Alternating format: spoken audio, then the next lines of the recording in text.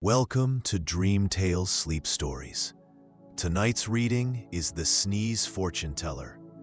Settle into your bed or sofa and let your shoulders, jaw, and eyelids grow heavy.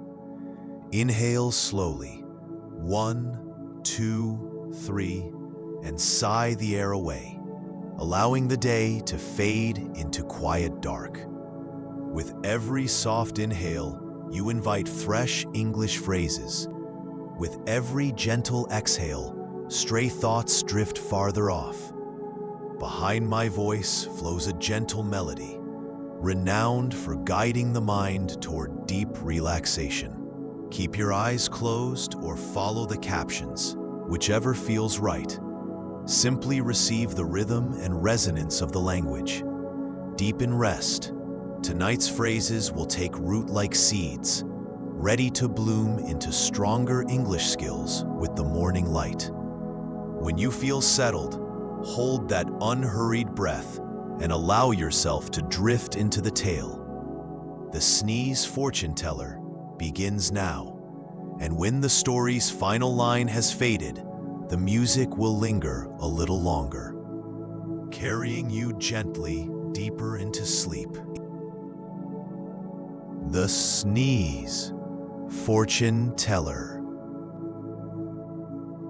Clara Martinez was 15 years old when she first realized that sneezes could tell the future. It happened on a Tuesday morning in October during her least favorite class, Advanced Mathematics, with Mr. Peterson. The classroom was filled with the usual sounds of pencils scratching against paper and students sighing dramatically over complex equations. Clara had always been sensitive to sounds. While other students could focus despite the noise around them, she found herself distracted by every little sound. The ticking of the clock, the humming of the air conditioning, even the quiet breathing of her classmates. Her parents had taken her to several doctors when she was younger, but they all said the same thing: Clara simply had exceptionally good hearing. That Tuesday morning, everything changed. Tommy Rodriguez, who sat 3 rows ahead of her, let out a loud sneeze that echoed through the quiet classroom. Achoo! The sound was sharp and sudden, cutting through the morning silence like a knife. But Clara didn't just hear the sneeze. She saw something else entirely. In her mind, clear as if she were watching a movie, she saw Tommy walking down the school hallway later that day. He was carrying his basketball gear, heading toward the gymnasium. Suddenly, he slipped on a wet spot near the water fountain and fell backward, his books and sports equipment scattering across the floor. Clara blinked hard, shaking her head to clear the strange vision. She looked at Tommy, who was now quietly working on his math problems, completely unaware of what Clara had just experienced. She tried to convince herself that it was just her imagination. Perhaps she had been daydreaming because the math lesson was so boring. However, during lunch break, Clara decided to follow Tommy from a distance. Sure enough, at exactly 2:15 p.m., she watched as he walked down the hallway toward the gymnasium, carrying his basketball gear, just as she had seen in her vision. Clara's heart raced as she saw the janitor mopping near the water fountain, leaving a small puddle on the floor. "Tommy, wait!" Clara called out, surprising herself with her own boldness. Tommy stopped and turned around, looking confused. "Do you know me?" he asked, adjusting his heavy sports bag on his shoulder. Not really, but be careful near the water fountain. The floor looks slippery, Clara said, feeling foolish, but unable to stop herself. Tommy looked at the wet floor and nodded. Thanks, I didn't notice that. He walked carefully around the puddle and continued safely to the gymnasium. Clara stood there for a long moment, her mind racing with questions. Had she really seen the future through Tommy's sneeze? Was it just a coincidence? She needed to test her theory, but she wasn't sure how. Over the next few days, Clara paid close attention to every sneeze she heard. In the cafeteria, she heard Mrs. Williams, the lunch lady, sneeze while serving mashed potatoes. Instantly, Clara saw a vision of Mrs. Williams at home that evening, receiving a phone call that made her smile widely and dance around her kitchen. Clara learned the next day that Mrs. Williams had indeed received news that her daughter had given birth to a healthy baby boy. In English class, her teacher, Mr. Foster, sneezed during a discussion about Shakespeare. Clara saw him in a bookstore downtown, finding a rare first edition of Hamlet that he had been searching for years. When Clara casually asked him about his weekend plans, Mr. Foster mentioned he was planning to visit some bookstores to look for old books. Clara suggested he try the antique bookshop on Main Street, and sure enough, on Monday, he excitedly told the class about the amazing find he had made there. Clara began to understand that each person's sneeze was unique, like a fingerprint of sound, and each one revealed a different glimpse into their near future. Some sneezes showed events that would happen within hours. Others revealed things that would occur within days. The louder and more distinctive the sneeze, the clearer the vision became. But with this newfound ability came a heavy burden. Clara struggled with the ethical implications of her gift. Should she warn people about bad things she saw? Should she help them achieve good outcomes? And most importantly, could she actually change the future? Or were these visions of events that were destined to happen regardless of her intervention? Her first real test came when she was walking home from school on a Friday afternoon. As she passed the corner grocery store, she heard Mr. Chen, the elderly owner, sneeze loudly behind the counter.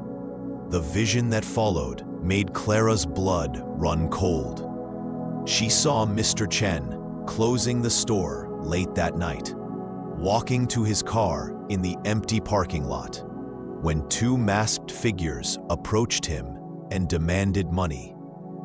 Clara stood frozen on the sidewalk, unsure of what to do. If she told Mr. Chen about her vision, he would think she was crazy. But if she said nothing and the robbery actually happened, she would never forgive herself. After much internal debate, Clara decided to act. She entered the store and approached Mr. Chen, who was arranging apples in a display near the front window. Mr. Chen, she began hesitantly, I know this might sound strange, but I think you should ask someone to walk you to your car tonight when you close the store. Mr. Chen looked at her with surprise. Why would you say that, young lady? Clara thought quickly.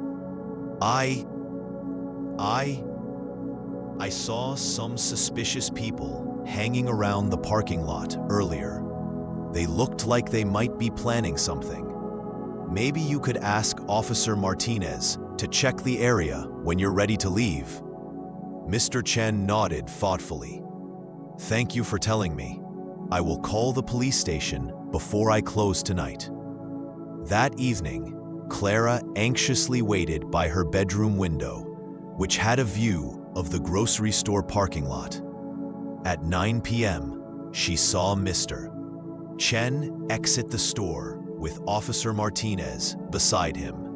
They walked together to Mr. Chen's car, and the officer waited until he drove away safely. Clara never saw the masked figures from her vision, and she wondered if her warning had somehow prevented the robbery from happening in the first place. Word spread quickly through their small town about Clara's seemingly supernatural intuition. People began to notice that she often knew things before they happened. Though Clara was careful to never reveal the true source of her knowledge, she would make casual suggestions, ask leading questions, or find subtle ways to guide people toward positive outcomes and away from negative ones. Her reputation grew, and soon, people started coming to her for advice. Clara found herself in an uncomfortable position. She wanted to help people, but she couldn't force them to sneeze on command, and she couldn't explain her unusual method without sounding completely insane. The situation became more complicated when her best friend Sarah discovered Clara's secret. Sarah had always been observant, and she noticed that Clara seemed to have premonitions whenever people sneezed around her. One day, Sarah confronted Clara directly. "I know you can see things," Sarah said during lunch. "Every time someone sneezes near you, you get this distant look in your eyes, like you're seeing something the rest of us can't see. Then, mysteriously, you seem to know exactly what's going to happen to that person." Clara initially tried to deny it, but Sarah was persistent. Eventually, Clara told her best friend the truth about her unusual ability. To Clara's surprise, Sarah believed her completely. "That's actually amazing," Sarah said with excitement. "You're like a superhero with a really specific power." Having someone to share her secret with was both a relief and a new source of stress for Clara. Sarah wanted to help Clara use her ability to help more people, but Clara wasn't sure she. This experience taught Clara an important lesson about her ability. The future wasn't fixed. It was a collection of possibilities that could be influenced by present actions and choices. Her visions showed her the most likely outcomes based on current circumstances. But those circumstances could be changed. Clara began to see her gift not as a burden, but as an opportunity to make positive changes in people's lives. She developed a system for using her ability responsibly. She would never use her knowledge for personal gain. She would always try to guide people toward positive outcomes rather than simply warning them about negative ones. And she would respect people's privacy by not acting on visions that revealed personal information that wasn't harmful. By December, Clara had become known throughout her school as someone who was unusually good at giving advice and helping people make good decisions. Teachers began to rely on her insights about student behavior, and her classmates often came to her when they were facing difficult choices. But Clara's biggest test was yet to come. During the winter break, while visiting her grandmother, Clara heard her grandmother sneeze during Christmas dinner. The vision that followed was heartbreaking. She saw her grandmother collapsing in her kitchen 3 days later, alone and unable to call for help. Clara knew she had to act, but this situation was different from all the others. This involved her own family, and the stakes were higher than they had ever been before. She couldn't just make a casual suggestion or create a convenient coincidence. She needed to ensure that someone would be with her grandmother on that specific day.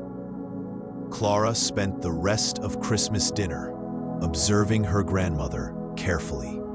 She noticed that her grandmother seemed slightly more tired than usual, and that she had been mentioning some mild chest discomfort over the past few weeks. Clara realized that her vision might be showing her an early warning sign of a serious health problem. The next morning, Clara approached her parents with a carefully planned conversation. "Mom, Dad, I'm worried about Grandma. She seemed really tired yesterday, and she mentioned that her chest has been bothering her. Don't you think she should see a doctor?" Clara's parents agreed that it would be a good idea to schedule a checkup for their grandmother, but they planned to call for an appointment after the holidays. Clara knew that would be too late. "What if something happens while we're waiting?" Clara asked, trying not to sound too dramatic. Maybe someone should stay with her for a few days, just to be safe. Clara's mother looked concerned. "You really think it's that serious?" "I just have a feeling," Clara said honestly. "I know it might sound silly, but I really think someone should be there with her." Clara's parents decided to take her concerns seriously. They arranged for Clara's aunt to stay with their grandmother for the week following Christmas. On the exact day Clara had seen in her vision, her grandmother did indeed experience chest pain and difficulty breathing. Because Clara's aunt was there, she was able to call for help immediately, and the paramedics arrived within minutes. The doctors later explained that Clara's grandmother had suffered a minor heart attack, and that the quick medical attention had prevented it from becoming life-threatening. If she had been alone, as in Clara's original vision, the outcome could have been very different. Clara's family never knew that her feeling had actually been a precise vision of the future. But Clara knew that her unusual ability had saved her grandmother's life. And for the first time since discovering her gift, she felt completely certain that she was using it for the right reasons. As her sophomore year of high school continued, Clara became more confident in managing her ability. She learned to trust her instincts about when to act on her visions and when to let events unfold naturally. She developed close friendships with people she had helped, though none of them knew the true source of her guidance. Clara also began to wonder about the origins of her unusual gift. Was she the only person who could see the future through sneezes? Were there others with similar abilities? She spent hours researching online, looking for any information about supernatural hearing or sound-based psychic abilities, but found nothing that matched her specific experience. One day in February, Clara was sitting in the school library when an elderly woman at a nearby table sneezed softly. Clara automatically looked in her direction and was surprised when the woman looked directly back at her with knowing eyes. "You saw it, didn't you?" the woman whispered quietly.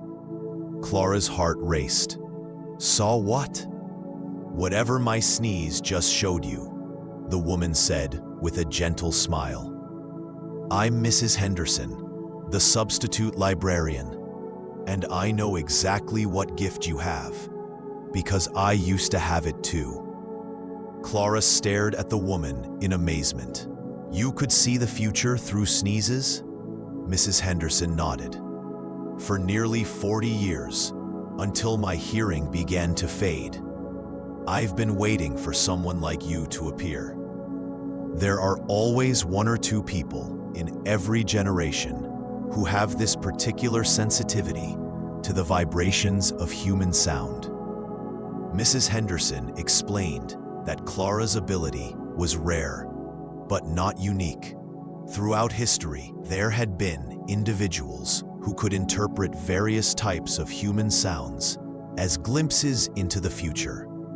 Some could read futures through laughter, others through crying or singing.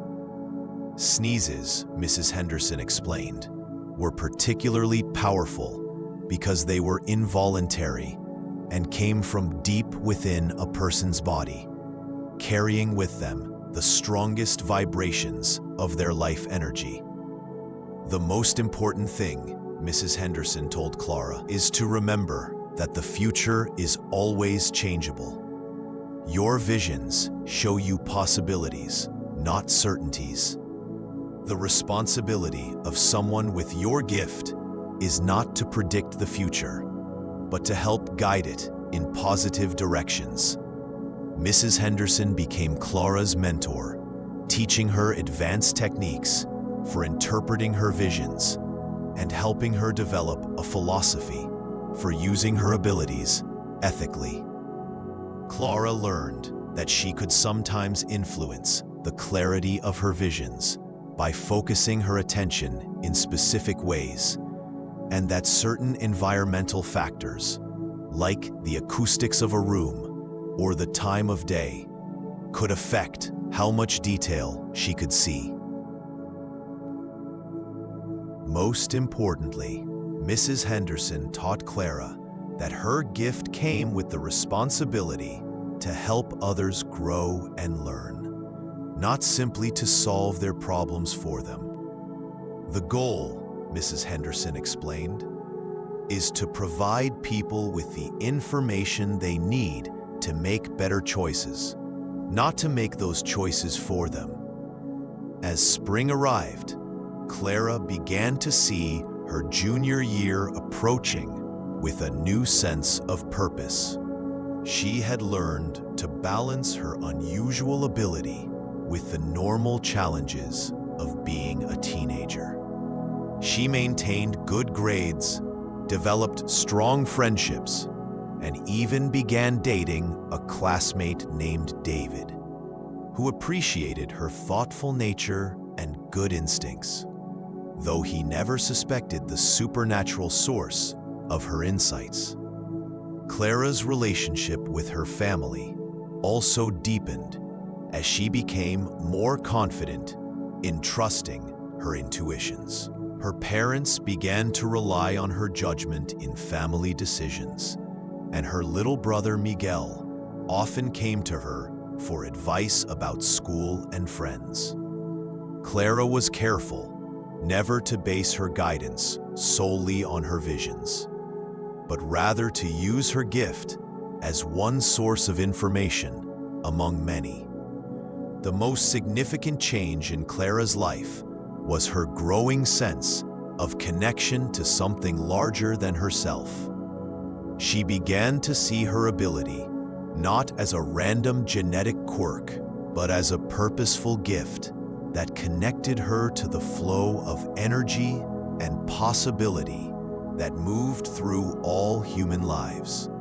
She felt responsible for using this gift to make the world a little bit better, one sneeze at a time. As her sophomore year drew to a close, Clara reflected on how much her life had changed since that first Tuesday morning in Mr. Peterson's math class. She had discovered an extraordinary ability, learned to use it responsibly, found a mentor who understood her gift, and developed a deeper appreciation for the complexity and beauty of human experience. Clara knew that her future would always be intertwined with the futures of the people around her, revealed to her through the simple, involuntary act of sneezing.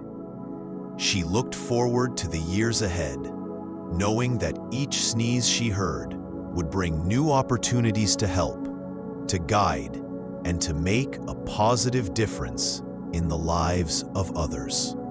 The future, she had learned, was always full of possibilities, and she was grateful to play a small part in helping those possibilities unfold in the most beautiful ways possible.